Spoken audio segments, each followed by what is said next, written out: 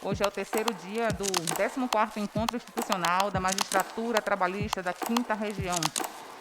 Neste momento, convidamos para ocupar um assento na mesa alta a juíza do trabalho da 5ª Região, TRT da 5ª Região, Lígia Olivieri, que atuará como mediadora no painel sobre trabalho em plataformas digitais e vínculo de emprego.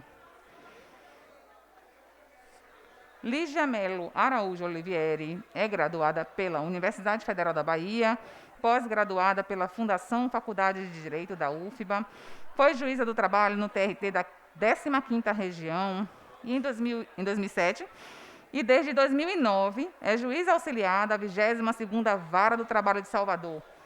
Já atuou como professora da Escola Judicial, do TRT 5, e da EMATRA 5. Convidamos ainda a professora Carolina Tupinambá, que fará a primeira exposição sobre o tema.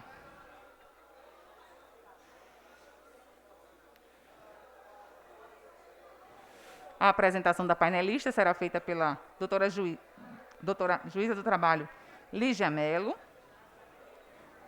Pode ler o currículo, doutora, e em seguida passar a palavra para a convidada. Bom dia a todos. Bem-vindos ao nosso painel, sobre plataformas digitais. Eu queria agradecer a doutora Silvia Isabelle e doutor Edilton Meirelles pelo convite, pela oportunidade de estudar mais o tema e mediar esse debate. E peço licença, doutora Carolina, para ler seu currículo. Carolina Tupinambá Faria, advogada, mediadora certificada pelo Instituto de Certificação e Formação de Mediadores Lusófonos, mestre e doutora em Direito Processual pela Universidade do Estado do Rio de Janeiro, doutora em Direito do Trabalho e Seguridade Social pela Universidade de São Paulo e pós-doutora no programa de pós-doutoramento em Democracia, Direitos Humanos, Direito, Política, História e Comunicação da Faculdade de Direito da Universidade de Coimbra, professora adjunta de Direito do Trabalho, de Processo do Trabalho e Prática Trabalhista da Universidade do Estado do Rio de Janeiro, membro da Academia Brasileira de Direito do Trabalho, ocupante da cadeira número 47, membro do Instituto Brasileiro de Direito Processual, do Instituto Ibero-Americano de Direito Processual, do Instituto dos Advogados Brasileiros, do Centro de Estudos Avançados do Processo e da American Bar Association, autora de livros e artigos na área trabalhista. Bem-vinda, com a palavra. Muito obrigada, doutora Lígia. Deixa eu falar, então, de pé, que aí eu consigo ver melhor ali. Acho que a senhora pode usar esse microfone mesmo. Aqui. É isso. Tem um papelzinho, uma caneta? Ih, sumiu.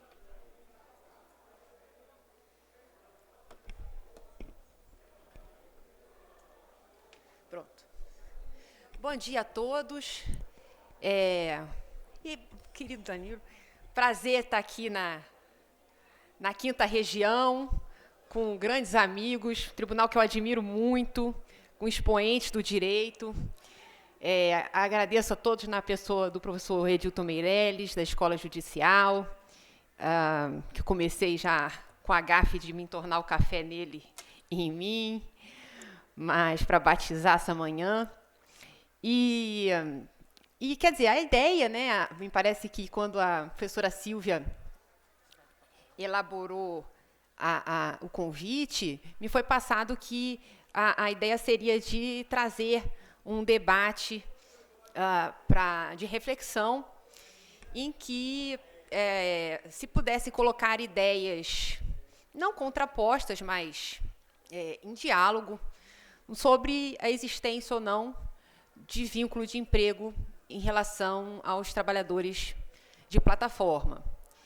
E eu comentei com a doutora Silvia que me parecia que esse vínculo não era existente. Então, para trazer uma fala bem objetiva, me parece que o doutor Murilo teria uma visão diversa da minha, e aí eu acho que a ideia seria eu colocar os argumentos e debater o que eu tenho percebido a respeito dessa modalidade de trabalho humano. Bom, então como é que eu organizei aqui? Na verdade, a gente saindo assim de um mito de mundo ideal, a realidade é que a gente tem alguns fatores que vêm impactando muito o direito do trabalho. Esses fatores, eu vou aproveitar para fazer uma propaganda, os fatores que vão ser muito bem elaborados na próxima convenção, o Congresso Americano de Direito do Trabalho, da Academia Brasileira de Direito do Trabalho. Convido a todos a participarem, vai ser um evento muito auspicioso da nossa academia, com muitas falas internacionais a respeito justamente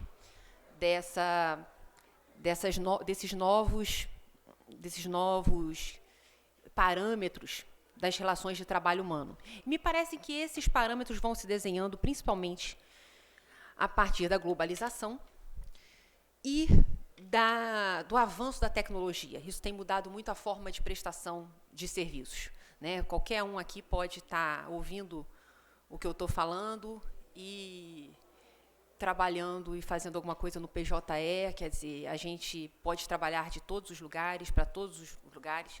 Então, ou seja, não existe mais o racional de ambiente de trabalho que a gente tinha há 10 anos atrás, há 20 anos atrás.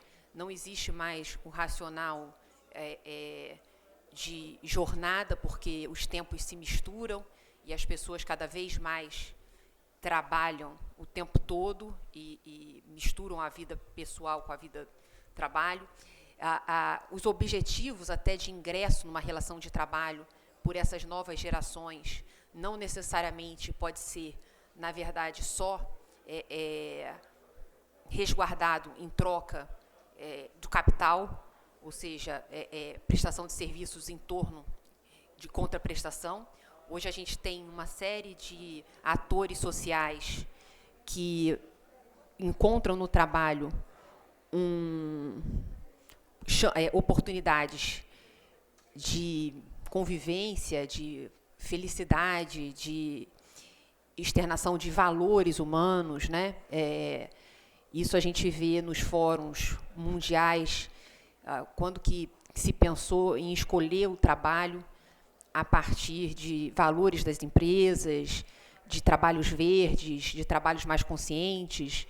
Então, hoje, o lugar de trabalho me parece completamente diferente, por conta desse espaço, dessa territorialidade, e muito por conta dessa intermediação tecnológica que possibilita, inclusive, essa ampliação dos espaços. Mas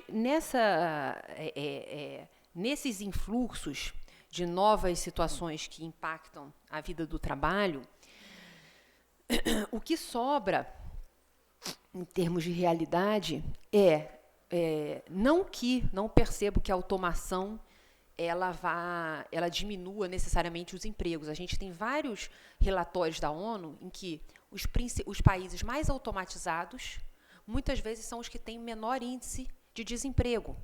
Não acho que é uma relação, acho que a relação tem muito mais a ver com educação, com preparo para o mercado de trabalho, do que propriamente com o robô vai roubar o seu emprego.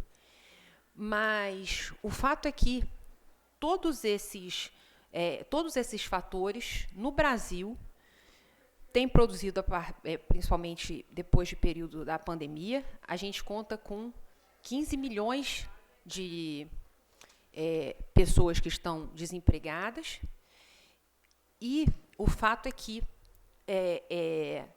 hoje, principalmente depois de 2018, a gente tem um relatório do IBGE dizendo que 20% das famílias brasileiras, de alguma forma, oferem recursos a partir de plataformas de economia compartilhada, não necessariamente um modelo de plataforma crowdsourcing, né? Eu acho assim, existem muitas divisões, muitos critérios, até da OIT, das organizações internacionais, tem um estudo importante da Eurofound sobre os modelos de trabalho em plataforma, mas talvez para organizar a nossa ideia, eu me contento assim, em dividir só dois, sabe, só para organizar. Quer dizer, existe o que eu entendo como multiterceirização, que tem um requerente na ponta e tem uma plataforma que vai intermediar essa mão de obra, e aí você, requerente, não consegue escolher o trabalhador. Então, é uma requisição de trabalho dentro de um ambiente indefinido. E existe aquelas plataformas que eu chamaria de freelancers, digamos assim, em que você tem uma vitrine de trabalhadores e o requerente diretamente absorve um dos trabalhos. Acho que essa divisão é a divisão que mais ajuda em termos de organização, porque existem mais de 100 modelos de trabalho por plataforma hoje. Então, assim, esse da intermediação, que você tem uma plataforma juntando as duas pontas, e, na verdade, o outro, que a plataforma é um instrumento de exposição dos trabalhadores. Eu acho que, para a gente não debandar para 1000 classificações, acho que essa atende. E tanto num quanto no outro modelo, no Brasil, hoje 20% das pessoas, de alguma forma, oferem renda por isso. Então, quer dizer, é uma realidade que se coloca. E o fato é que, com nos últimos 30, 40 anos, toda a crise do capitalismo viu, então, com esse aumento da globalização e da tecnologia, viu um plano normativo diferenciado, né? A jurisprudência do Supremo, muito antes da reforma trabalhista, trazendo uma série de flexibilizações de critérios antes inimagináveis. E, além disso, a gente pode dizer que esse modelo tem nos feito pensar justamente no modelo genuíno do direito do trabalho brasileiro. O que acontece? Quando eu comecei a estudar direito do trabalho, sei lá, há 20, 30 anos atrás, eu achei o máximo eu tive dificuldade para escolher minha carreira. Queria ser engenheira, queria ser 500 coisas. Mas quando eu tive aula de trabalho, eu falei, eu vou nessa, porque eu lembro, assim, das primeiras aulas que eu tive na Universidade Estadual. E aí foi apresentado os princípios do direito do trabalho. Falou assim, que aí era o seguinte, princípio da proteção. Eu era do interior, sabe? Então, eu era do interior e tinha que ficar na cidade grande, todo mundo se matando no Rio de Janeiro, longe da minha mãe. Pô, é difícil a vida. Princípio da proteção, algo extremamente sedutor. Falei, nossa, que coisa boa, uma pessoa vai proteger a gente para sempre. Princípio da condição mais favorável, que era assim, olha, tudo de bom que for acontecendo, vai incorporando para você. Nada vai... Então, se você ganha, assim, um plano de saúde, se você ganha um ticket, se você ganha um prêmio de viagem para Portugal, quando você é o campeão de vendas, no ano seguinte isso está tudo garantido. E a próxima viagem só pode ser para Disney, só pode ser para Maldivas. O princípio da condição mais favorável faz com que tudo que é bom fique garantido na habitualidade e fique ainda melhor. Eu achei, assim, a ideia sensacional em termos de proteção. Falei, é isso que eu quero para mim. Então, o Estado garantindo que vai me proteger sempre, que a minha vida só melhora e que, se tiver algum problema, se alguém tiver alguma dúvida, a interpretação que me favoreça é a que vai prevalecer. Dá um sossego no coração, né? A ideia de relação de emprego. Mas o fato é que também nessa época, ou você era vilão, ou você era mocinho, ou você era o dono da força de trabalho e era o explorado carregador de piano, ou você era o dono do capital, o explorador, né? E não tinha nem os altos empregados, era difícil, e também não tinha o microempresário, coitado. Esse quase que emprega hoje 70% da mão de obra. O mundo era mais preto e branco. Não tinha tão colorido. Não existia essa cor que eu vim falar. Então, o mundo era mais dicotômico. E as relações de trabalho começaram a ganhar uma complexidade tão grande que me parece que o mundo não teria mais musculatura para ter só essas duas prateleiras. Ou seja, ou você está nesse vínculo de emprego e você tem toda a proteção, ou você não está no armário, você não tem nada, você não se encaixa. Então, no Brasil, a gente tem, ou a gente dá o vínculo para esse cara, e aí abraça ele com toda a proteção do Estado, ou o fato é que ele não tem nada. E aí, dentro dessa lógica do não tem nada, começaram a crescer várias pessoas que não têm nada.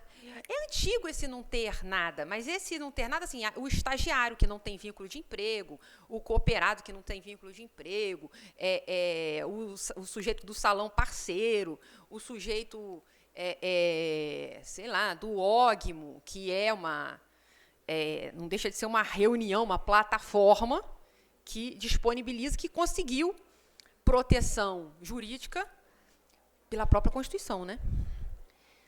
Mas o fato é que começaram a surgir, além dessas pessoas que têm o representante comercial, que tem alguma proteção do Estado, mas não toda, cada vez mais aumentou a galera do não ter proteção nenhuma, que é o pejotizado, que ele vai na aposta tudo ou nada.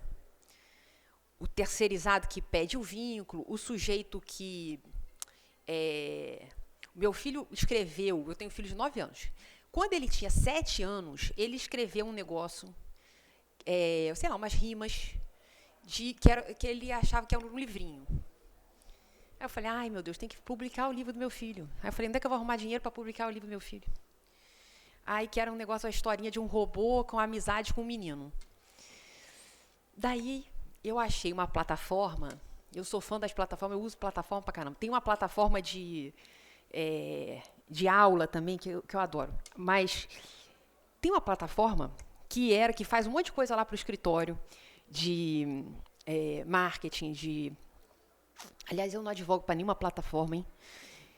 E nem para... Quer dizer, para trabalhador eu já advoguei, em busca de direitos perante a plataforma. Mas o fato é que uma plataforma em que vários artistas, desenhistas, se colocavam à disposição para ilustrar a sua ideia. Então, eu mandei os versos do Rafa, e aí paguei. Para você, sei lá, acho que para cada ilustração, que quando eu fui ver no mercado normal, em que as pessoas, em profissionais liberais, cada ilustração, sei lá quanto que ia me sair, mas ia me sair umas 500 pratas. Eu não ia ter dinheiro para, sei lá quantas, porque livro de criança tinha que ser só as ilustrações. Eu sei que na tal da plataforma eu pagava 50 pratas por ilustração. E aí eu botava lá essa oferta, que era o mínimo e o máximo, né? Quer dizer, o mínimo, mas não tinha o máximo, não. Aí eu botei assim, olha, eu queria assim mais ou menos umas 15, 20 ilustrações, os versos são esses, e eu vou tentar esse, tipo um leilão às avessas. Eu vou tentar esse de R$50. Daí os artistas, vários deles, que a gente chama de Hope Labor, ou seja, quem se encantou com os versinhos do Rafa, desenhou, ou quem estava morrendo de fome, desenhou e colocou lá para eu ver. Se eu falasse, é você que eu quero, o sujeito iria ganhar um pedaço desse meu dinheiro, imagino que a plataforma fique com alguma coisa. Eu não acho de todo injusto a plataforma ficar com alguma coisa, não, porque a outra solução seria o sujeito ficar na plaquinha no meio da rua dizendo, eu desenho um livro de criança. Então, a plataforma tem o seu, tem o seu papel. E aí levantou o dinheiro. E aí eu consegui fazer o download dos desenhos. E aí fiz o livrinho dele. E aí a gente chama isso, quer dizer, várias pessoas que apresentaram, várias pessoas trabalharam para o livro do meu filho e não receberam um tostão, porque eu não escolhi. Né? Então, veja que modelo curioso. Outros modelos, quer dizer, o modelo da Uber é o mais banal, que a gente conhece todo dia, que a gente conversa com o motorista e sabe, né, mais ou menos o que está acontecendo. Mas existem 500 outros modelos. Existem modelos que, nos outros países, estão começando a ganhar. Isso aqui é o povo realmente que não tem vínculo e que é mais novo, mas tem esse povo antigo, né, o representante comercial, que desde que o mundo é mundo fala que ele é subordinado com várias situações e ele não tem vínculo. Bom, em outros países, na Itália, a gente tem esse trabalho a projeto que acaba sendo muito... aliás, desde a década de 90, principalmente, no finalzinho da década de 90, o relatório do professor Soupiot na França, estudando que essa subordinação ela tem tido uma flexibilidade, um contexto diferenciado, e a OIT indicando que a gente precisa ir atrás dessas outras pessoas que trabalham, mas não estão nesse núcleo duro do emprego, que aqui no Brasil é emprego, mas nos outros países também eu tenho esse fechamento, começam a ter essa proteção. Tanto é que esses employees like person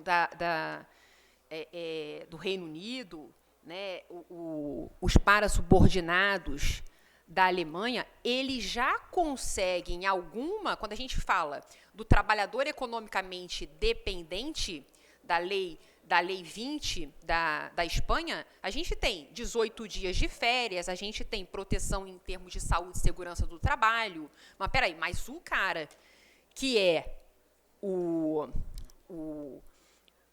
protegido da relação de emprego, ele tem 30 dias.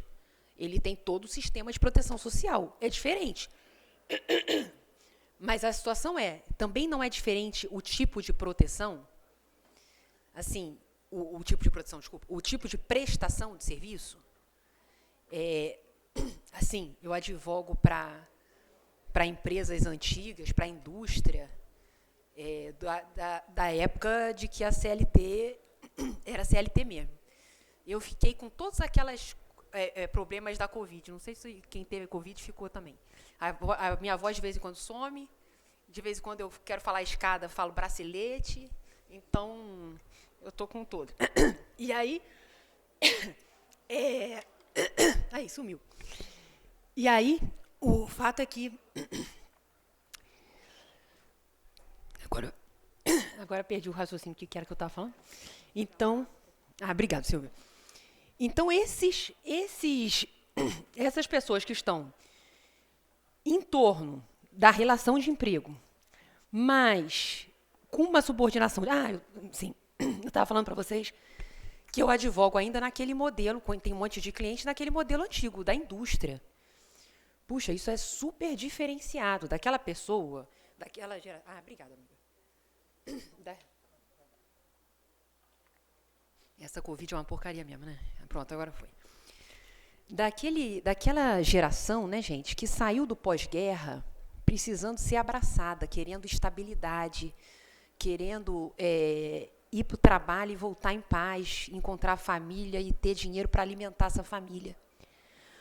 Hoje, essa geração que a gente vê nessas startups, elas não têm esse valor e estabilidade como essencial. Elas trazem outros valores para o mercado. E eu advogo para os dois núcleos. Eu tenho gente desse mundo modernoso, e tenho gente do trabalhador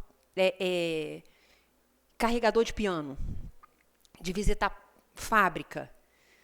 E realmente é totalmente diferente. O cara que sai da fábrica, ele se desliga. Quando ele vai para casa é outra situação. A gente ainda tem a CLT atende ainda esse modelo. Quando a gente fala em termos normativos, tá? Hoje, da mão de obra economicamente ativa do Brasil, 30% está com a carteira assinada, está nesse modelo. É um modelo que me parece que ele, no campo da indústria, principalmente, ele tende a se perpetuar. Mas o fato é que existe um outro aspecto de tomada de mão de obra, uma outra vibe, que realmente é diferente, que justifica esse tratamento diferenciado, que tem uma subordinação bastante arrefecida. E aí em outros países, a gente tem encontrado uma população para essa zona grise, para essa zona cinzenta, que no Brasil hoje é uma grande vala. No Brasil, ou você está dentro, ou você está protegido nessa redoma, né, nessa utopia de que tudo vai dar certo, ou você está fora. E aí, meus amigos, a situação é o seguinte. Isso aí eu falei. Então, olha só, vejam. A gente pode conseguir, a gente fala assim, então essa galera está sem nada. A gente não reconhece nada para eles. O mundo inteiro está começando a reconhecer, tá? O mundo inteiro está começando a reconhecer. Eu gosto desses dois estudos, e tem aquele estudo também do trabalho, das melhores formas de trabalho da OIT, que também eu não botei aí, né? De 2021 também, que é sensacional. Todos esses estudos, desde o relatório do professor Supiô, ele é da década de 90, imagina.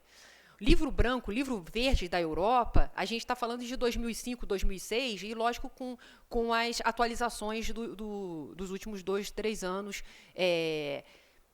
que estão falando o seguinte, olha, esses trabalhadores, essa subordinação que a gente tinha concepção no Brasil e no mundo, então isso não é um fenômeno brasileiro, ela não está mais atendendo, ela não consegue ter um diagnóstico claro, e, portanto, existem pessoas que estão amarradas com uma perspectiva de mercado, de troca de trabalho humano por capital, e que precisam de uma outra esfera, de um outro parâmetro de proteção. Além desses parâmetros transnacionais, porque, vejam, que também quando a gente fala, eu preciso proteger o trabalhador, esse cara que fez o livro do meu filho, ele era do Chile, e ele fez o livro do Rafa aqui. Então, se a gente pensa também, se esse sujeito quisesse o vínculo comigo, ou o vínculo com a plataforma, que lei que ele ia querer? Então, Então, o que a OIT tem alarmado existe um problema também de transnacionalidade desses trabalhadores, porque eles são eles são filhotinhos da globalização. E de tudo que a tecnologia promove para que essa globalização possa espraiar mão de obra pelo mundo.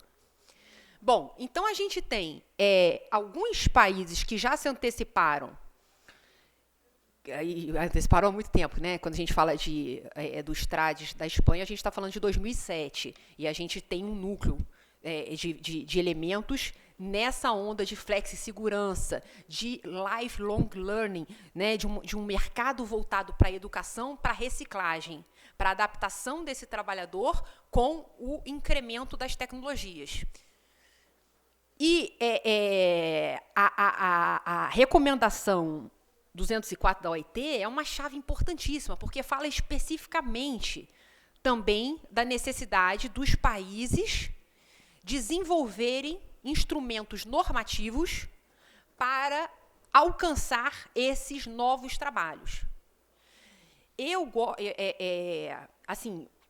A questão de ser novo é uma premissa para mim, né? O professor Murilo, o professor Rodrigo Carelli, eu admiro muito e acompanho o trabalho da UFRJ, professor Carelli, que, na verdade, no Rio a gente tem 4 federais, então nós não somos da mesma universidade, mas eu acompanho muito o projeto de pesquisa, e o que eu converso com o professor Carelli, o que mais me me afasta da ideia núcleo, professor Murilo, que tem, eu entendo, mas a ideia de que a gente não estaria diante do novo, né?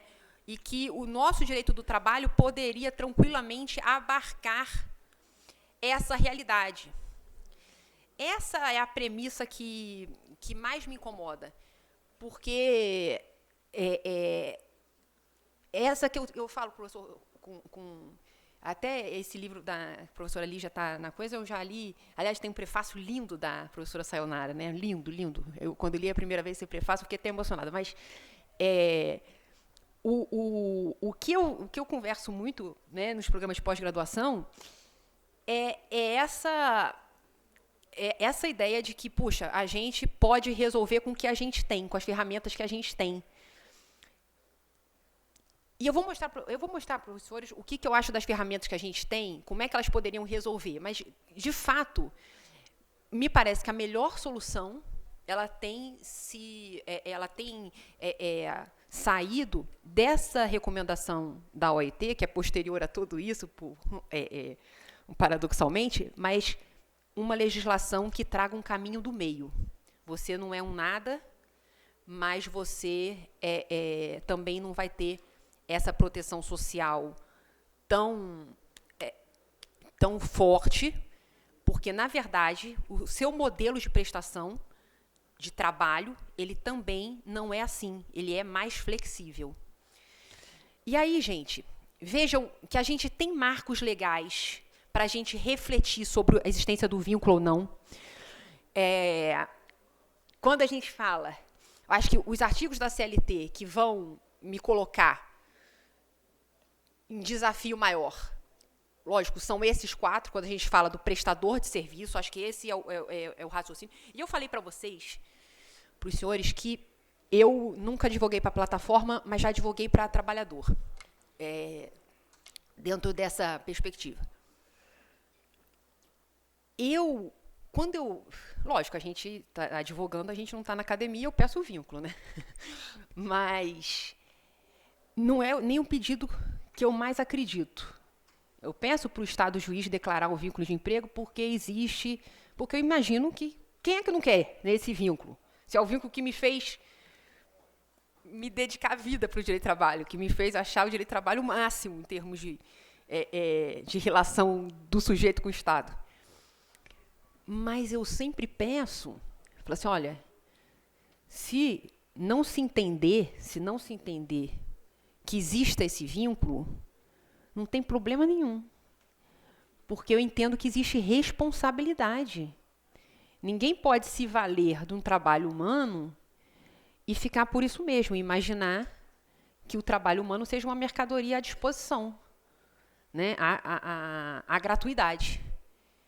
Então, me parece que os normativos que rezam sobre responsabilidade, sobre aproveitamento, eles também vão ser marcos legais importantes para essa minha reflexão. Tá? Tudo eu estou falando da nossa reflexão para a gente poder concluir que não existe o vínculo. Tá? Eu estou aqui numa posição muito parcial, muito subjetiva. Foi o que eu entendi que era o debate da escola. Essa lei, poucos conhecem.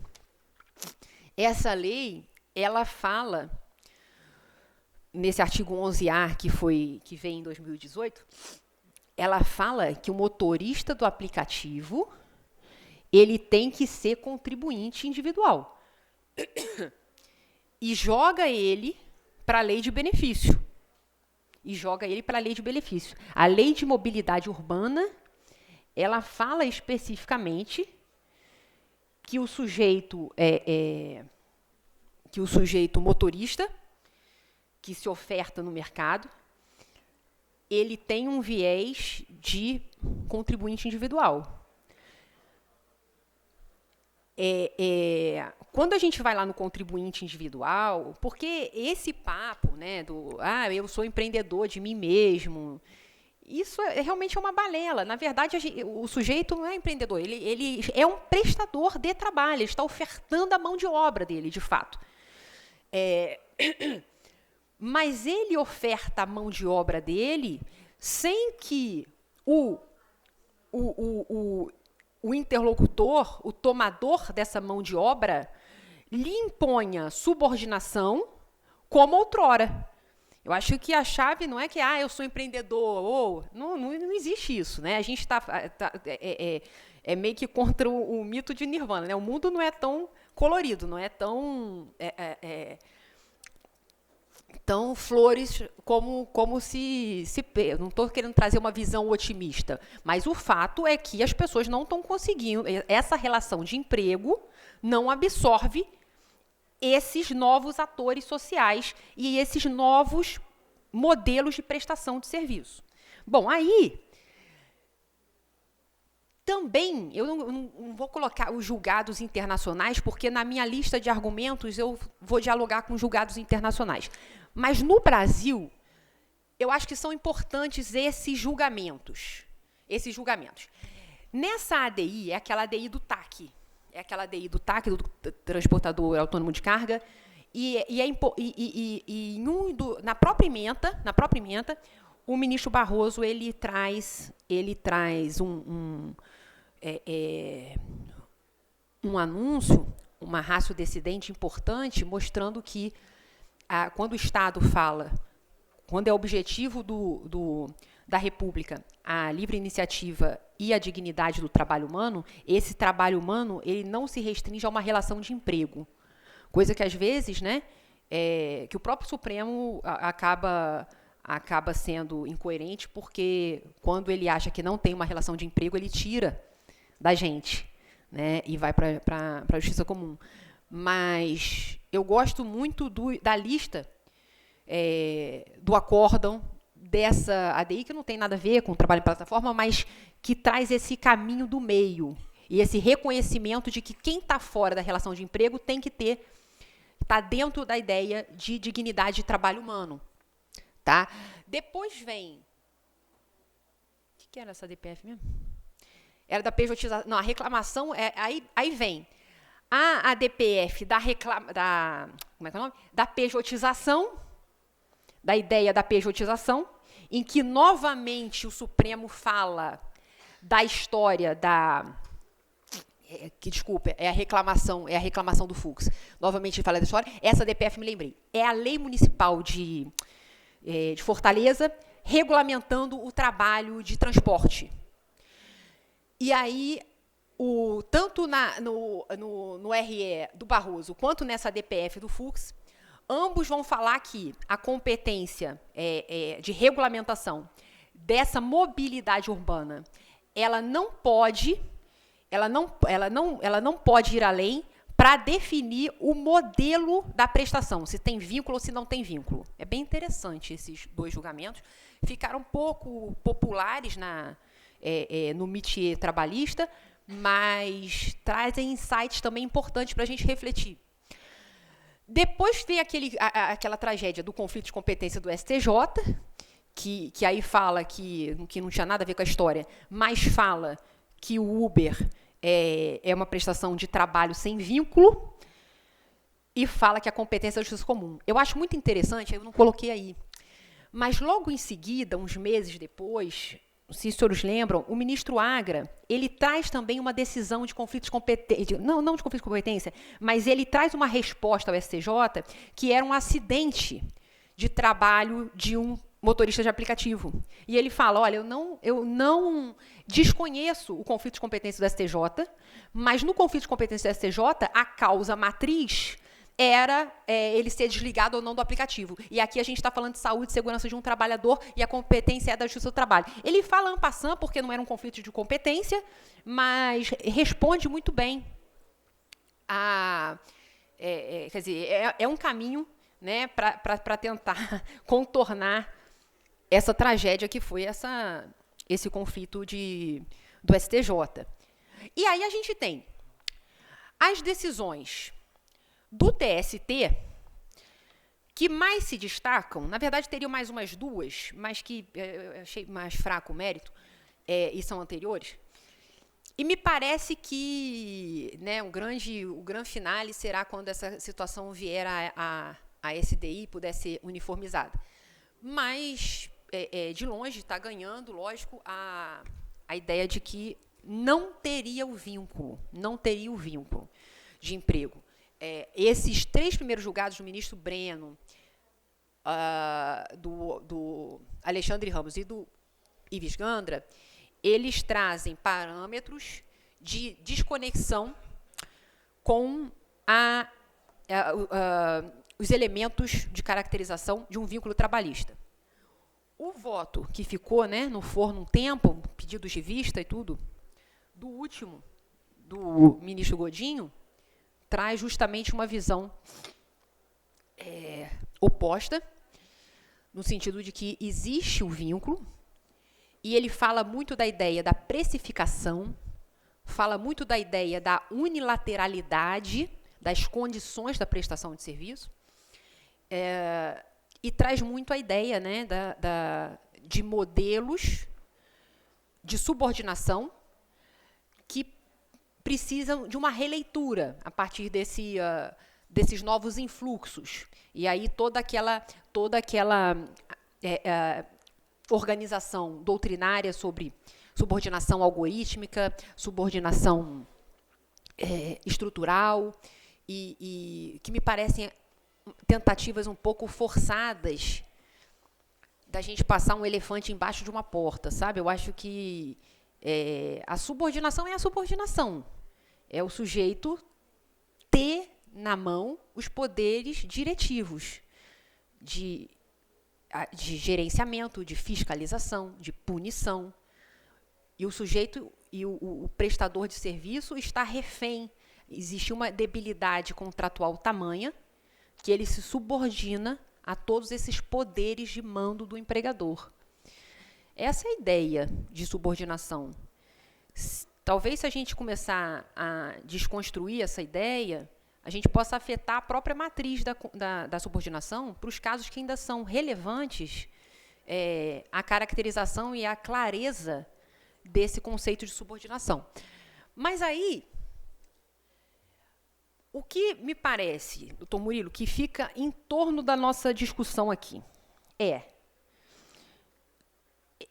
são esses critérios: a subordinação, o trabalho indireto e a terceirização. Desculpa, e a responsabilidade. Eu acho que o direito do trabalho ele migra de uma ideia de subordinação para uma ideia de responsabilidade. De quem causa dano tem que indenizar. De quem causa prejuízo tem que pagar. Quem aproveita a mão de obra tem que pagar. Se essa mão de obra é aproveitada diretamente, hoje a gente tem um mercado cada vez mais horizontalizado, e essa pirâmide ela meio que virou um diamante, virou de cabeça para baixo. Então, se eu tiver... E aí, por isso não me seduz essa ideia de subordinação algorítmica, subordinação verde, marrom. A subordinação é a subordinação que a gente entende. E não precisa ser subordinado para ter que pagar. Para ter que pagar, precisa aproveitar a mão de obra, precisa ter causado dano, precisa ter auferido mais-valia. Essa é a ideia. E aí, é por isso que essa ideia nos liberta da necessidade de caracterizar vínculo de emprego para proteger esse sujeito. Por quê? Ficou errado isso. Espera aí, calma. Não, é isso que eu quero. Na verdade, como é que eu vou... Depois que eu volto... Na verdade, como é que eu vou proteger essas pessoas? Eu acho assim, tem 4 caminhos. Né? Chegou para mim esse caso e eu quero dar uma sentença. Chegou para mim esse caso e eu quero fazer a petição inicial. Ou eu quero defender a plataforma. Quais são as situações que eu tenho que abordar? De modo bem prático, tá, gente? Bem prático. Ou eu tenho vários elementos de proteção transnacional, que estão protegidos no artigo 8º, que traz como fonte do direito do trabalho o direito comparado. Então, eu posso me valer desse artigo 8º para trazer, por exemplo, a Lei 45 de Portugal, que traz vários direitos para o motorista de aplicativo, por exemplo. Né? Eu posso me valer disso para poder aplicar vários critérios que a OIT tem aplicado de proteção. Eu acho que hoje a proteção do trabalho humano ela fica em um tripé. Tripé de salário, jornada e saúde. Então, tem que ter salário mínimo, jornada limitada e proteção de saúde e segurança do trabalho. Isso é o conceito mínimo, é o núcleo duro de um trabalho decente, por todos os normativos internacionais que a gente tem visto. É esse tripé. Tá? E aí, eu vou abrir falando disso. Mas aí vai falar assim, professora, isso está muito abstrato, está ruim. Então, assim, vamos lembrar que quando a Constituição fala, no artigo 7º, quando ela fala dos direitos, né, fundamentais, quando ela fala de proteção, em nenhum momento ela fala de CLT. Já existia CLT, tá? Em 88 já existia. Tá? É muito tempo. Então, a Constituição não fala de CLT, em nenhum momento. E olha que ela fala da localização do Colégio Pedro II, mas não fala da CLT. E o fato é que a gente, num complexo de vira-lata, numa coisa meio maluca, a gente amesquinhou o artigo 7º e passou a ler no caput assim, os empregados têm direito, e não os trabalhadores têm direito, porque está escrito que os trabalhadores que têm direito. Então, é por isso que quando eu faço a minha petição inicial, eu falo, não quer conhecer o vínculo? Está ótimo, excelência. Mas aqui, o artigo 7º fala que esse sujeito tem essa proteção, que ele tem direito a descanso, e esse sujeito não estava tendo descanso. Então, uma releitura, uma visão, todo mundo, em todas as áreas do direito, tem feito uma leitura, um filtro constitucional. E a gente está há 1000 anos lendo o artigo 114 como se fosse, a galera continua sendo antes da emenda 45, ou seja, é só contratinho de emprego. E esse negócio vai virar um SUS dos desempregados, porque as grandes discussões de troca de mão de obra por capital estão escorrendo pelas nossas mãos.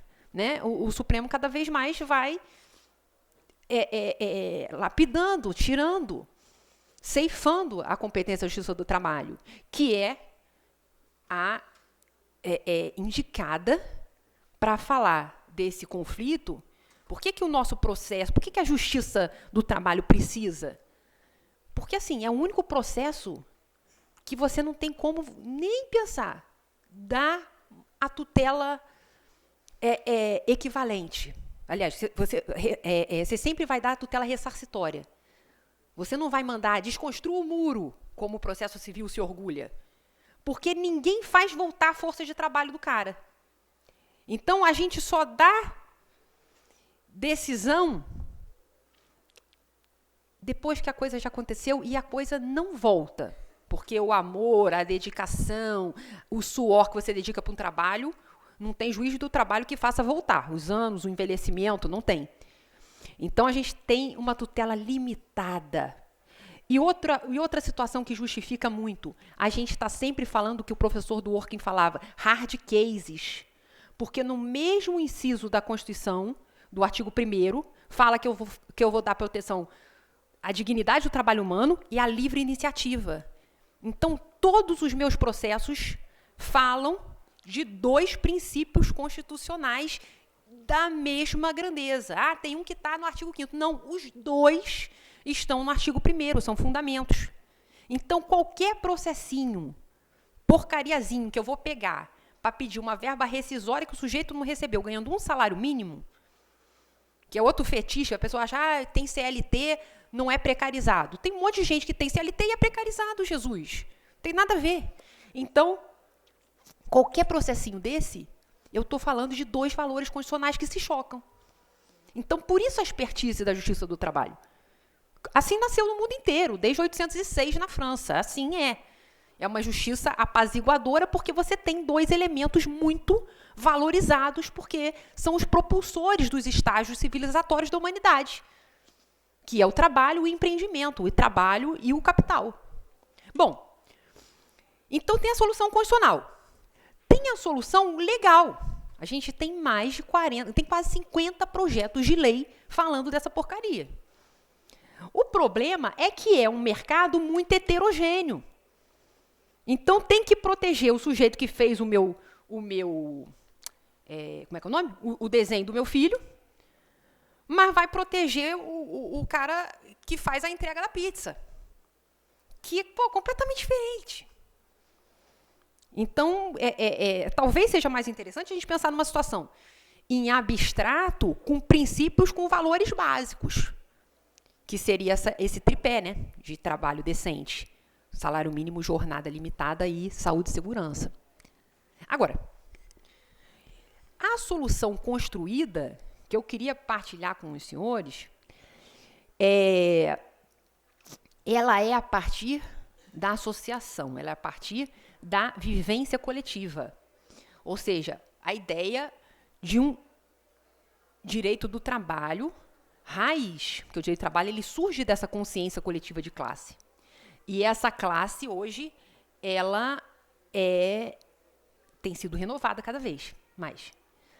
E aí, lá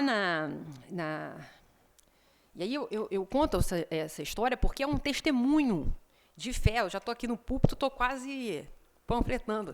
Mas lá na faculdade da Universidade do Estado do Rio, o escritório modelo ele era muito requisitado porque ele fica em frente à comunidade da Mangueira. Então, assim, era um negócio antes da pandemia, né? Era um negócio que fazia fila, sabe? Muitas pessoas humildes realmente resolviam os seus problemas ali no escritório modelo. E quando vem o PJE, tem tempo que eu não vou na Universidade Federal aqui da Bahia, mas era bem melhor. Ali no Rio de Janeiro está uma tragédia. É uma sucata só. Então, dá tristeza no coração. Mas, quando veio o PJE, para vocês terem uma ideia, a gente não conseguia mais atender as pessoas porque não tinha computador que entrasse no PJE. Que você tinha quase que ter uma nave espacial para conseguir a interação. Então, a gente começou a debandar as pessoas, né? Falar, olha, realmente não tem condição. E aí, depois de muito carteado ali no escritório modelo, que a gente ficou com aquelas horas de bobeira ali, alguns me chegaram um grupo de pessoas que trabalhavam num salão de manicure ali na comunidade e que falaram assim, vai embora, vai procurar seus direitos. Outro aplicativo bom é o aplicativo negócio de manicure. Também, eu sou fã dos aplicativos. Você vai e vai a unha no aplicativo. Tem aplicativo hoje de tudo, né? Para sair de casa, você consulta uns 20 aplicativos, né? Para ver se está o tempo, qual que é o Waze, o tempo de chegada. Então, essas moças foram lá e a gente falou assim, não tem condição, a gente não tem PJE, a Justiça do Trabalho agora tem negócio de PJE. Mas a gente está junto, a senhora não quer fazer alguma coisa? E aí eu liguei, então, para o sujeito, que era o dono do salão. Falei, olha, o senhor não quer vir aqui na UERJ para poder ver essas moças, fazer um acordo, ver alguma coisa? O sujeito apareceu, o sujeito fez o acordo, que doideira, e o sujeito cumpriu o acordo. E aí, as pessoas começaram ali a falar assim, vamos lá fazer o acordo, lá na... A gente até avisou, falou assim, esse acordo não tem validade, é acordo extrajudicial. Não foi ilusão, não foi venda de ilusão, não. Mas eles cumprem, uma coisa louca. Aí depois, o sujeito falou assim, depois de algum tempo, o que apareceu? Apareceram uns enfermeiros. Mas o que é os enfermeiros? Os enfermeiros, eles queriam férias, eles queriam tudo, não tinha recebido nada, estava 3, 4 anos no hospital. Tudo pejotizado. Aí eu falei, olha, a gente faz acordo aqui, mas a gente faz acordo com quem tem CLT. Porque como é que vai fazer o acordo se o sujeito não é nem empregado? Quer dizer, a gente já faz um negócio, a gente já faz uma baianada aqui, já é um negócio meio doido, porque realmente não tem validade, se o sujeito entrar no Justiça do Trabalho no dia seguinte, tudo bem. Então, como é que a gente vai fazer com um cara que não tem nem vínculo? Não, doutora, mas a senhora vai conversar lá com o hospital, que era pertinho também, que era E aí, quando eu fui lá no hospital, o sujeito falou assim, olha, realmente, a gente queria dar tudo para eles, mas a senhora sabe como é. Se a gente der isso, já vão falar que é vínculo. Se a gente der um repouso, já vão falar que é vínculo, a gente já vai ser condenado. Falei, tá. Falei, olha, por que então vocês não fazem um acordo com o pessoal junto, coletivo? Aí surgiu uma ideia que era assim, que é uma ideia meio que aquele livro Precariado traz muito esses movimentos, a Unicamp, né, que é um grupo de pesquisa também muito relevante, traz muito esses movimentos dos Sindicato dos Sem Empregos, do Sam Precário, do Clash City Workers, movimento de trabalhadores sem vínculo, que traz uma nova proposta de organização. O que foi feito? Pessoal, foi feita uma associação dos trabalhadores sem vínculo, lá no projeto de pesquisa da faculdade. Então, a gente falou assim, olha, quem quiser se associa. Essa associação ela faz acordos com os tomadores de serviço, falando o seguinte, todo mundo que é seu associado vai ter, sei lá, 40 dias de repouso, mas não tem o terço, ou vai ter uma limitação de jornada, ou vai ter... E hoje essa associação está crescendo, é uma coisa louca. Está crescendo e a gente tem feito acordos com trabalhadores de aplicativo. O trabalhador de aplicativo se associa, é uma associação sem fins lucrativos, associação, eu vou jogar no Google, vocês acham, Associação dos Trabalhadores Sem Vínculo, 100. Ele se associa, paga R$5 lá, esses R$5 vai juntando, e aí a associação oferece, assim, por exemplo, curso de negócio de Excel, umas capacitações assim, bem pueris, até acabar o dinheiro, para sempre fechar no zero, né? Os alunos da pós-graduação fazem muitas coisas desses cursos, é muito interessante. E a gente vê a construção de uma solução normativa a partir dos próprios atores sociais. Quando teve essa associação, o coautor do professor Murilo, o professor Rodrigo Carelli, me chamou lá no Ministério Público, falou assim, que maluquice é essa? O que é isso? Como é que vai fazer a associação e tudo? E aí eu expliquei que era da faculdade, que a situação era essa, que essas pessoas que não tinham nada, porque não se fez um acordo até hoje sem a promoção de seguro, por exemplo, seguro acidente, seguro social, seguro de saúde. Então, é uma solução construída aos poucos. E o fato é que, por tudo isso, me parece que não existe vínculo. E não existe vínculo, não tem problema nenhum. Porque a gente tem essas vias de solução. Porque essa história, quando o ministro Godinho ele fala muito no acórdão sobre o preço que o sujeito da Uber não pode dar. Cara, o franqueado também não pode dar, entende? O representante comercial também não pode dar o preço. Existe uma coisa, nem tudo que é contrato de emprego. Então, a precificação, a unilateralidade da precificação, da escolha do cliente, me parece que é um traço do modelo, mas não é um traço capaz de enquadrar esse modelo nos elementos do vínculo de emprego, percebem? Porque esses trabalhadores, de fato... ótimo, olha, eu estou ficando craque, porque está terminando e eu estou com 5 minutos. Então, estou concluindo o raciocínio e a Covid está passando. Porque as primeiras que eu fiz depois da Covid, eu estava completamente descoordenada. E aí, o fato é que esse modelo, ou tudo ou nada, não vai nos atender mais.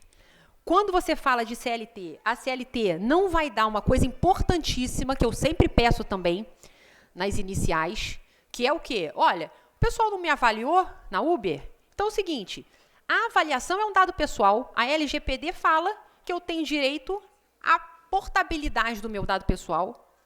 Então, assim, se Vossa Excelência entender que não tem vínculo, não tem problema nenhum, eu tenho a Constituição me dá um monte de direito, eu quero esses direitos subsidiariamente. Outra coisa, a LGPD me traz a possibilidade de acesso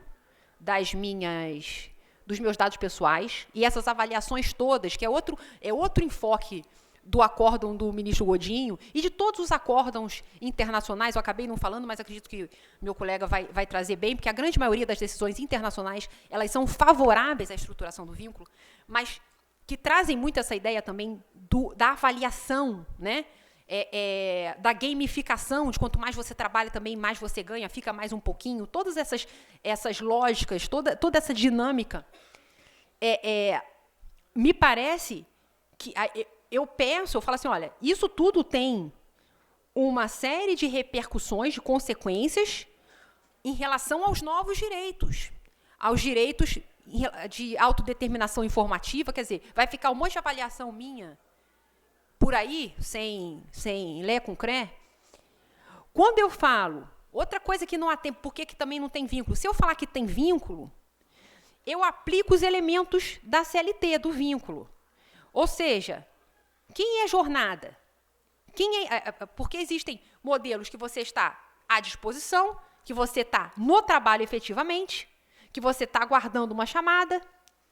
Por exemplo, o nosso critério, artigo 6º, seria estar à disposição. Mas só que o sujeito que está à disposição do Uber, por exemplo, ele pode estar à disposição do Uber de mais 500 mil aplicativos. Ele pode estar dormindo, não tem nada a ver com a ideia de disposição do artigo 6º. Não encaixa. Não encaixa. A ideia de intervalo não encaixa. Uma solução no Reino Unido de determinação que a Uber limitasse, ou seja, paralisar seu aplicativo depois de um determinado número de horas, faz mais sentido nesse modelo do que eu falar assim, não, é um modelo de jornada. A jornada é o tempo à disposição. Então, o tempo todo que o sujeito está cadastrado, o sujeito está à disposição. Se ele está à espera, ele pode estar cadastrado, ele pode estar à espera ou ele pode estar trabalhando. Então, ele tem vários degraus para essa prestação de serviço. Se eu falar que tem vínculo, né, é um modelo seletista, eu tenho que ter CIPA, eu tenho que ter número de PCD, eu tenho que ter número de contratação de aprendiz. Quem vai ser a base de cálculo? O número de pessoas cadastradas? Como é que a plataforma ou o requerente vai controlar um negócio desse? Então, os institutos da CLT não normatizam, não conseguem normatizar, e eu tenho vários direitos que também não estão na CLT, de autodeterminação informativa, né, de questões que o sujeito troca dados o dia inteiro com essas plataformas, desde o início do cadastramento. Quando a gente pensa em processo seletivo, em admissão, não tem como comparar a admissão de você se submeter a uma entrevista, a um processo seletivo e ser contratado, iniciar uma relação de emprego, do que o cadastramento numa plataforma, num casa. Quando você fala de... a outra questão também, se você está falando de aplicativo, no Uber não, mas se você está falando de qualquer outro aplicativo que possa tomar serviços do mundo inteiro, aplicativos de tradução, de transcrição de aula, eu uso pra caramba, e às vezes o sujeito que está transcrevendo minha aula, está em outro lugar do mundo. Como é que você vai saber o direito aplicável? A OIT tem falado da Convenção dos Marítimos, tem se falado do Código, da condição da Convenção de Havana, mas, assim, é difícil esse problema também, desses nômades digitais que podem estar em qualquer lugar. Então, assim, não casa. Por isso que eu acho que passa-se um elefante embaixo da porta. Por isso que eu acho que, quando a CLT foi feita, o modelo era casamento com comunhão total de bens, não tinha nem divórcio. E hoje o pessoal está casando sem bens, está casando pobre para morar debaixo da ponte, está ficando só, está fazendo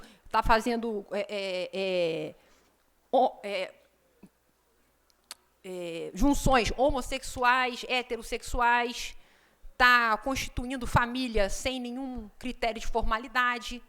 Existem 500 mil modelos de compartilhamento de convivência. E a ideia de eu jogar para a CLT é falar hoje para o sujeito, para essa geração, ó, só dá para se relacionar casando com comunhão total de bens sem poder divorciar. Não faz sentido nesse mundo. Não faz sentido. Então, o fato é que, deixa eu ver, essa inviabilidade, os problemas de perspectiva. Ah, sim. A perspectiva coletiva também vai ser problemática. Porque enquanto ele se reconhecia como classe, hoje um Uber é concorrente do outro Uber. Se eles ficarem perto, o preço abaixa. Então, também essa minha ideia de coletivização perde, não tem como eu encaixar no modelo de representatividade sindical que a gente tem. Motivo de extinção contratual. Se a gente pensar que é justa causa a insubordinação, quando o sujeito nega a corrida, está demitido por justa causa. Como pode isso?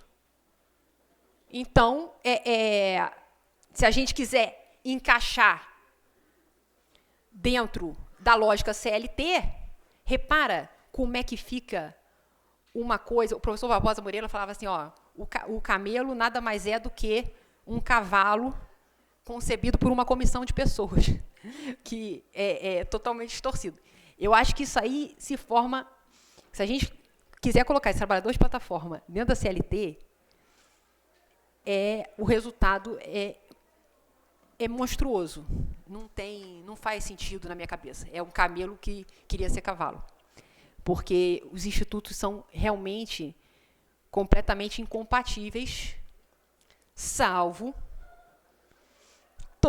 tudo que eu imagino que o meu querido colega Murilo vá falar no sentido contrário e que provavelmente poderá convencê-los, e talvez até a mim também. Depois que eu escuto o MPT, eu fico assim, peraí, como é que é mesmo? Mas o fato é que tem alguns anos que eu venho estudando essas novas formas, esse direito do trabalho a partir desses influxos sociais dos últimos anos, e pela experiência prática, pelo que eu vejo, né, nesses parâmetros internacionais, cada vez mais eu me vejo convencida de que, de fato, esse mundo do trabalho, emprego, não lhes pertence. É isso, meus amigos. Meus contatos, e fico à disposição. Agradeço muito aí o espaço de fala, a professora Silvia, o professor Edilton. Doutora, antes da senhora encerrar, queria lhe dar a oportunidade de se desculpar, que a senhora se referiu a baianada, uma plateia de juízes baianos, né? Tem os orgulhos de ser baiano. Eu queria lhe dar a oportunidade que a senhora se desculpasse com a gente. A gente está numa plateia do TFT 5, já passei no TFT 15ª região. A gente ouve isso há muito tempo e a gente não merece. A gente fala muito ripatacada, baianada. Eu acho melhor. Mas realmente, porque... É inaceitável, baianada. Não, realmente eu não percebi. A gente fala muito hoje, o mundo tá realmente, essa coisa do politicamente correto, a gente às vezes não percebe vícios de linguagens antigos, mas não tem constrangimento nenhum, porque eu gosto muito da Bahia, já vim aqui muitas vezes, já vim da escola judicial muitas vezes, o CPC baiano, eu sou doutora em processo civil, e a minha tese, ela tem por base todo de garantias processuais, todo CPC baiano, a escola do professor Calmon de Passos é a escola do meu professor. Então, assim, eu sempre tive uma afinidade acadêmica muito grande com a Bahia, uma afinidade pessoal muito grande, porque aqui tem professores muito queridos, que eu convivo já há algum tempo, e também uma afinidade que eu não poderia deixar de ser geológica, né? Porque aqui o estado de vocês... hoje eu estava falando com a professora Silvia que eu não tinha reparado que o meu hotel ficava à beira-mar. E o mar, o litoral, os espaços da Bahia realmente sempre me seduziram. Meu filho hoje de manhã falou comigo, falou assim, mãe, primeira vez que você vai para a Bahia e não me leva. Eu falei, Rafa, realmente hoje não deu porque era muito meio de semana. Mas são só esses vícios de linguagem que a sociedade, infelizmente, da minha geração, acaba trazendo essas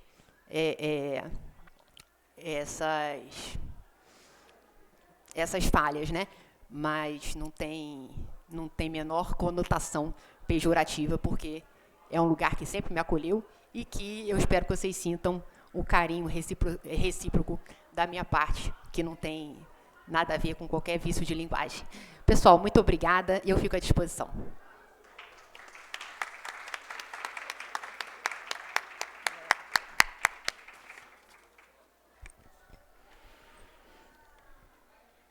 Em nome da doutora Silvia e da mediadora, também agradecemos a participação da professora Carolina Tupinambá.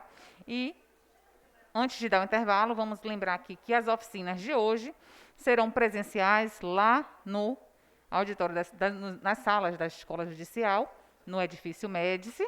E também lembrar mais uma vez das frequências. Não esquecer de registrar as frequências sempre na entrada e na saída de cada turno. Ok? Um intervalozinho de 10 minutos para a gente voltar com a exposição de Dr. Murilo. Tá certo?